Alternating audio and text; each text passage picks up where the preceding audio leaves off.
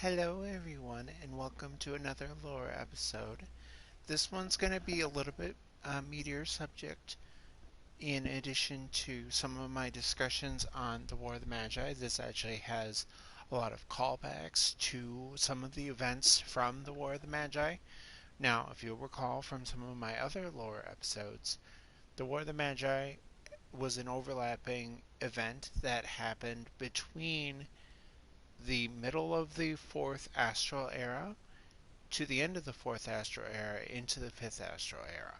A lot of like the fall of Mach and all that stuff is cataloged as the fifth astral era, but again, with those, some of the conflicts and stuff tended to overlap with each other.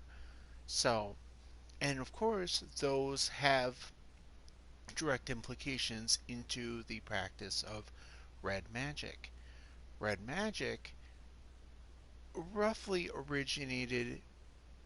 It depends on where you ask about red magic in 14 in the world of Eorzea. It was actually not an Eorzean discipline, unlike thaumaturgy, unlike white magic. Those were those were eventually in the Eorzean provinces. Red magic is actually something that was imported from Gurabania, which technically is on the Eorzean continent, but culturally a little bit different. It was introduced in the Stormblood expansion, and it's one of the jobs that you, as long as you were level 50 with any other job, you could start that quest line. Now, red magic is not something that has been it's not a new thing to the world of the Final Fantasy series. In fact, it's not really new to fantasy in general. It depends on what you mean, because sometimes red mages and blue mages can be uh, flipped vice versa.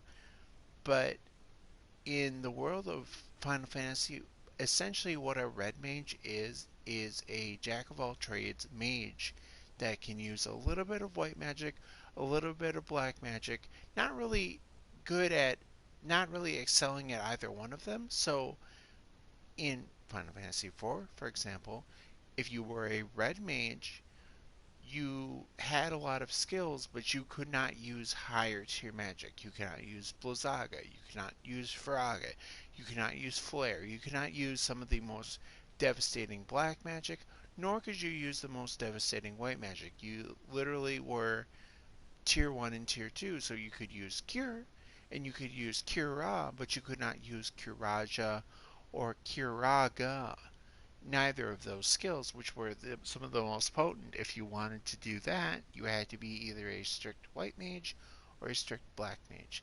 And it's kind of similar with the job with the way that the job system is currently in the game. Black mages are going to do much more damage the way that they're calibrated right now. Some of in the rotation and everything, they're going to just do more damage than a red mage. Generally speaking, a red mage has to do a whole lot more effort to equal what a black mage can just naturally output. Now, and a white mage can also do a lot more damage as a damage dealing mage with Holy, with Afflatus Misery, with all those Assize, all those damage dealing abilities that also can produce heal stuff as well. Glare and all those higher level tiers. Now in 14, red mages are a lot more mobile, so they use a combination of stabs and so I will actually draw my weapon. So they will use a balance meter on the right, and they will use a rapier of some kind that is magically infused. Now, red mages are a little bit different than the other two classical disciplines of magic, and that is partly because of their origins. They were originally founded end of the fifth astral era, beginning of the sixth, into the sixth, while everything was in turmoil, because the fifth astral era brought about the final conclusion, the calamity, the flood of the fall of Mach, where Mach was overrun by Voidsent, and the calamity and all that other stuff, and became a ruin and became a wasteland. Um, and then you have cities like Amdapor, which is still crawling with some of the ruins of light aspected things, and of course, light and dark, or umbral and astral, are um, shifted one way or another, and they draw from the ambient ether around the environment, which can be very disastrous if you overindulge in a particular discipline. If, as a white mage, one of the reasons why the aether was so out of balance was because they drew upon white mana so extensively outside of not their own ether, whereas essentially that balance measurement that I have in my right hand, that is a catalyst for your own internal ether and your own internal spellcasting abilities, which is why it's very, very important in 14 rotations to cast black and white. Because if you have it out of balance, you're going to out of balance your ether, and your most devastating spells and your most devastating physical enhanced abilities won't work. And some of the most powerful abilities that you can learn, like for Holy, for Flare, won't work unless you have some of that charged with your own ether.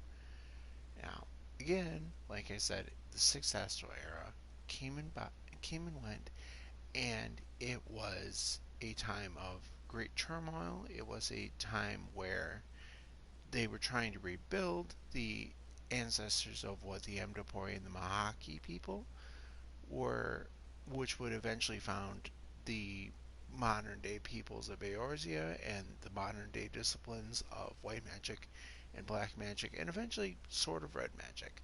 But red magic was used as a balancing point.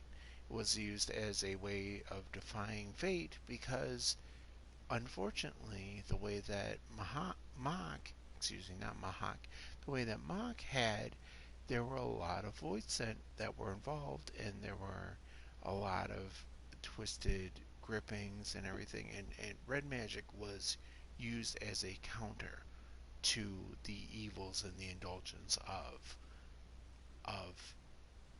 the Mahaki civilization and their fall, and etc., etc. But they also were a counter to the abuses of the Amdapori, which were also desecrating the land at the time as well. And so it was kind of a check and balance.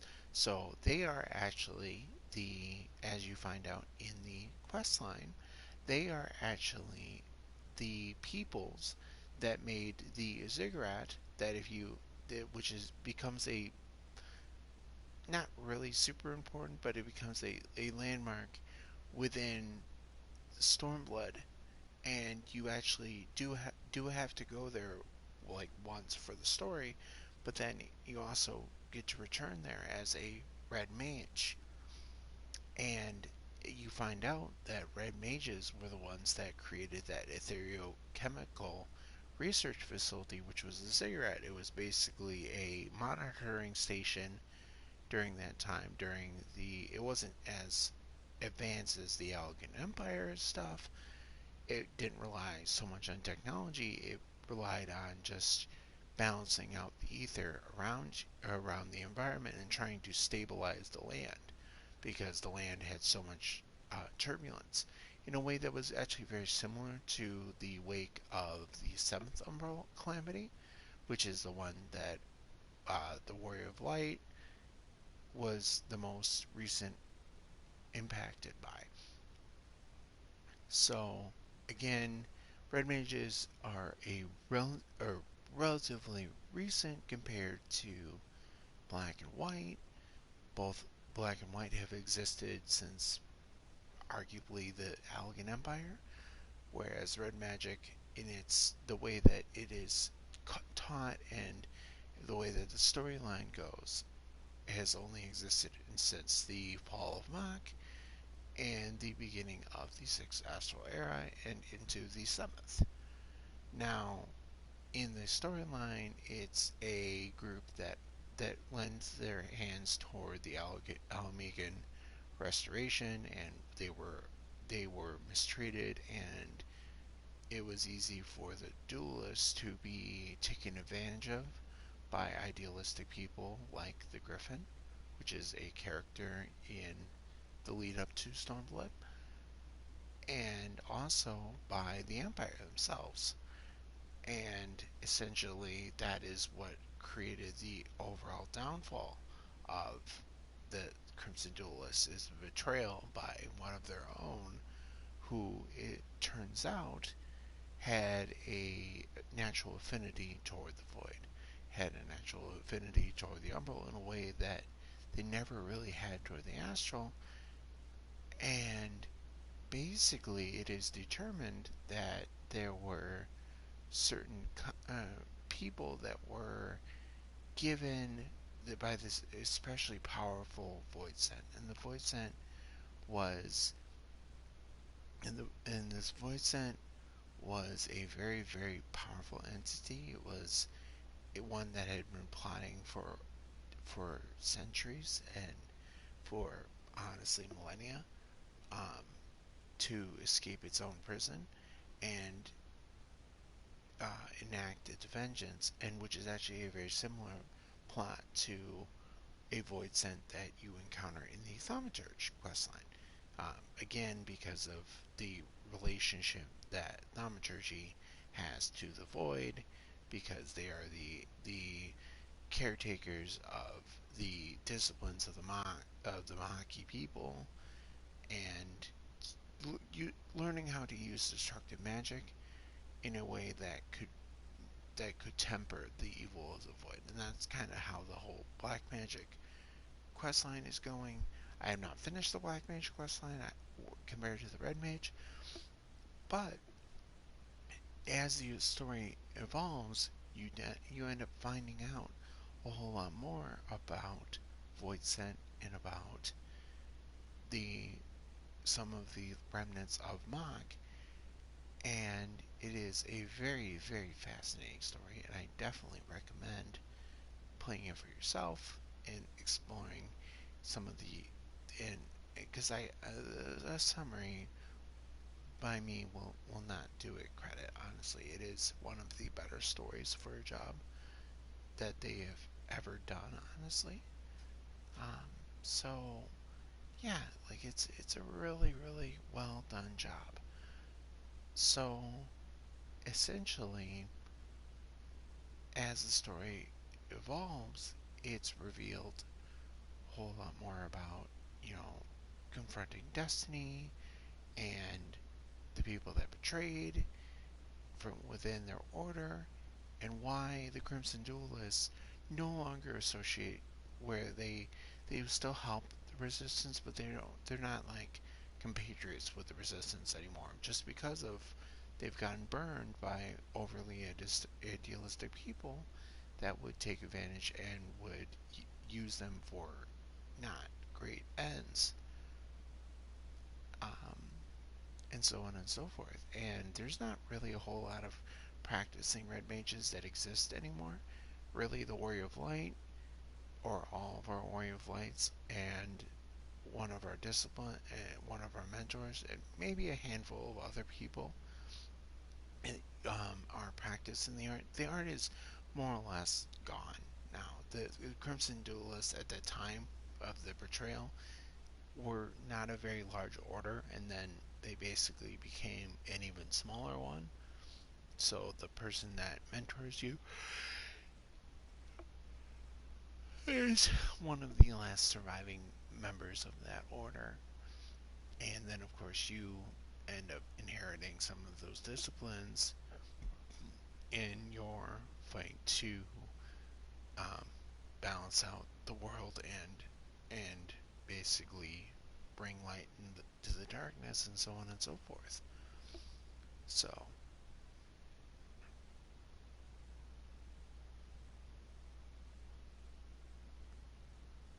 um, but hold on, I'm sorry about that. I was just getting a message. Um, so yeah, and basically this, and this, and as the story goes, eventually you do end up revisiting the ruins of Mach, which are a it's very cool how they do the instance thing. It's and the instance battle is very similar to the way that some of the other instance and some of the other implications and stuff. I won't go into a whole lot of the detail about the actual fight and stuff. Just that you do end up returning to Mach. You do end up returning and reading some of the manuscripts and figuring out some of the ancient history that goes and connects to the Mach raids, which right now are actually part of the Valentines, or not the Valentines, they're part of the, they are part of the um, Mog, the Mughal Tome event right now, if I could talk. That is part of the stuff leading up to 5.2, which will launch on Tuesday.